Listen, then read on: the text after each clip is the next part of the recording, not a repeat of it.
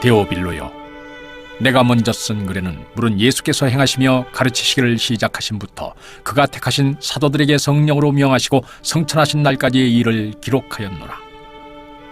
그가 고난받으신 후에 또한 그들에게 확실한 많은 증거로 친히 살아계심을 나타내사 40일 동안 그들에게 보이시며 하나님 나라의 일을 말씀하시니라. 사도와 함께 모이사 그들에게 분부하여 이르시되, 예루살렘을 떠나지 말고 내게서 들은 바 아버지께서 약속하신 것을 기다리라. 요한은 물로 세례를 베풀었으나 너희는 몇 날이 못되어 성령으로 세례를 받으리라 하셨느니라.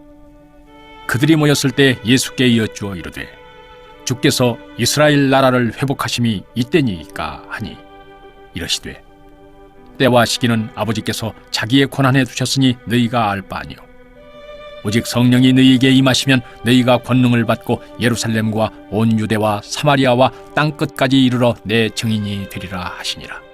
이 말씀을 마치시고 그들이 보는데 올려져 가시니 구름이 그를 가리어 보이지 않게 하더라.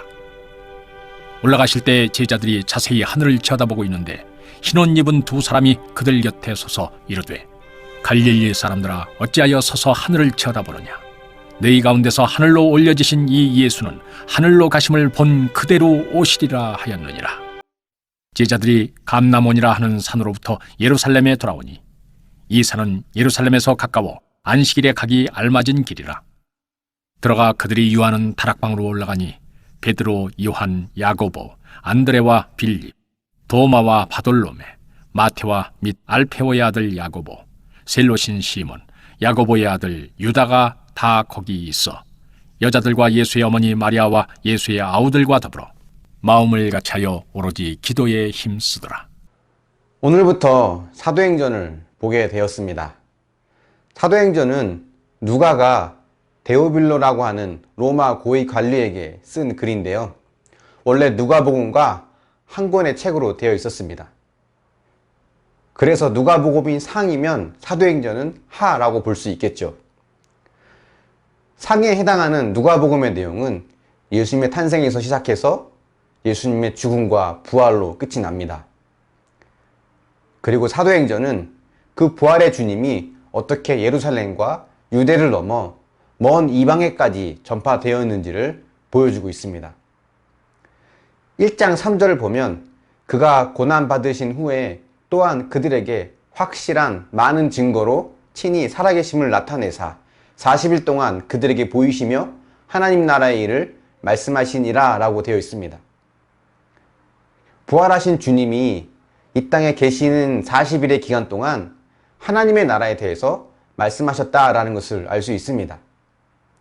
그 말은 예수님의 관심은 바로 하나님의 나라였다는 것을 우리가 알 수 있죠. 주님이 이 땅에서 처음 사역을 하실 때에도 회개하라, 하나님의 나라가 가까웠다라고 하셨습니다. 그러니까 주님의 관심은 처음부터 끝까지 하나님의 나라였다는 것을 알 수 있죠. 하나님의 나라가 무엇일까요? 당시 이스라엘 전체의 관심은 언제 로마로부터 독립하는 하였는데 하나님의 나라라는 것이 이 이스라엘의 독립을 의미하는 걸까요? 그렇지 않습니다. 하나님의 나라는 하나님의 통치가 이루어지는 세상을 뜻하고 있습니다. 그것은 믿는 자들이 하나님 말씀대로 세상을 사는 것, 주님이 보여주신 삶의 방식대로 살아가는 것을 의미합니다. 하나님의 나라가 이스라엘의 독립이 아니듯이 하나님의 나라는 교회가 성장하는 것, 또 기독교인이 많아지는 것, 그런 것을 의미하지 않습니다. 하나님은 외형적으로 성장하고 커지는 것을 우리에게 원하시지 않으세요. 물론 그것을 필요 없다 하시는 건 아니지만 그것을 목표로 삼아서는 안 된다고 말씀하십니다.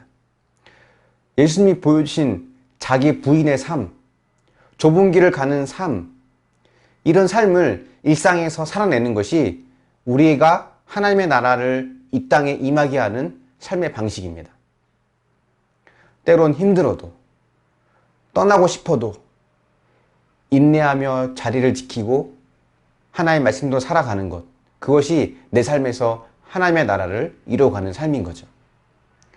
그런데 이런 삶은 사실 우리의 본성과는 정반대입니다. 그래서 그런 삶이 저절로 되어지지 않아요. 반드시 성령의 도우심이 내 안에 있어야만 우리는 우리의 본성을 따르지 않는 하나님 나라를 따르는 삶을 살아갈 수 있습니다. 그래서 예수님은 성령을 받기까지 기다리라 이렇게 말씀하셨죠. 제자들은 또 기도하며 성령을 기다렸습니다. 성령을 받지 않고는, 성령의 능력이 아니고서는 내 본성을 거스르는 하나님 나라의 삶을 살 수 없기 때문입니다. 사도행전 1장 8절, 여러분 많이들 암송하는 구절일 겁니다. 성령이 임하시면 너희가 땅끝까지 증인이 된다고 하는 것. 이것은 단순히 전도를 많이 하게 된다는 것을 말하지 않습니다. 하나님의 뜻을 일상에서 구현해내는 것이 증인이 된다고 하는 말의 참 의미이죠. 그래서 1장 8절은 성령이 임하면 세상의 가치관과 문화에 저항하며 하나님 말씀대로 살아가는 자들이 많아진다는 것을 의미합니다. 이기적인 세상에서 이타적인 삶을 사는 것, 재물을 많이 모아두는 것을 최고의 목적으로 사는 삶에서 나누고 베푸는 것에 가치를 두는 삶, 내 교회, 내 가족만 최고로 여기는 삶에서 공동체와 이웃을 생각하며 사는 삶, 그런 삶을 살아갈 때 우리는 하나님이 누구인지 가장 잘 보여주는 증인이 되는 것입니다. 저와 여러분이 하나님이 원하시는 진정한 증인이 되길 원합니다. 전도하는 것이 중요하지 않다, 그런 의미가 아닙니다. 무엇보다 성령이 이끄는 삶을 살아낼 때 우리는 가장 강력한 증인이 되는 것이고, 그럴 때 복음 전파의 열매도 맺게 되는 것입니다. 우리가 그런 증인이 될 수 있기를 축원합니다. 적용해 보십시오.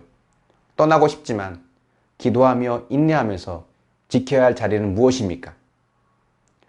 내가 이루어야 될 하나님의 나라는 우리 일상에서 어떤 곳입니까?